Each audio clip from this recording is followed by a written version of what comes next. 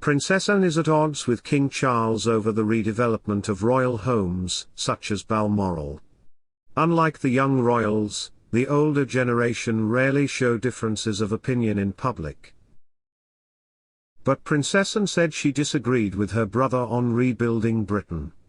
"I'm not sure that full-scale restoration is necessarily a good idea," said the Princess Royal. Welcome to Royal Pancakes. If you are new here, please don't forget to subscribe and click the notifications bell, so you don't miss any news about the British monarchy. Anne said we need to be careful not to restore all the things that are wrong that can lead to successful growth. She said she would discuss conservation with her brother, King Charles, but stopped short of saying they always agreed. He has so far resisted calls to renovate parts of royal palaces such as Balmoral on Royal Deeside. In 2021, Charles told the COP26 climate change summit in Glasgow that restoring natural capital and accelerating nature-based solutions are part of the solution to the environmental crisis.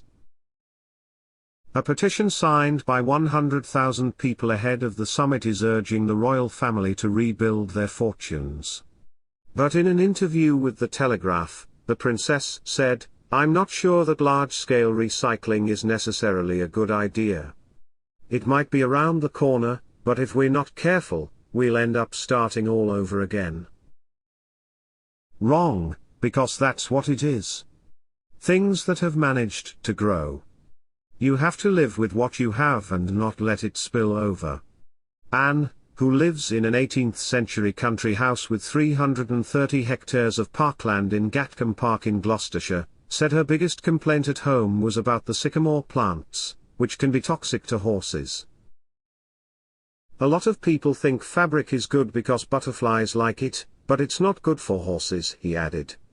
"I would say don't take all the horses, but it's a very delicate balance." Anne said she tries to teach her 5 grandchildren about conservation and protecting the environment.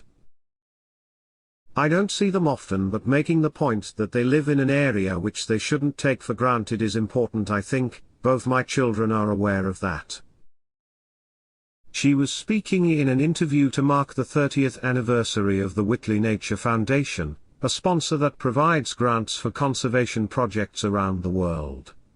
Anne first became involved with the foundation through the late naturalist and author Gerald Durrell, who admired her ability to campaign on behalf of animals that were non-sexual or explicit. She said, "His approach was very holistic.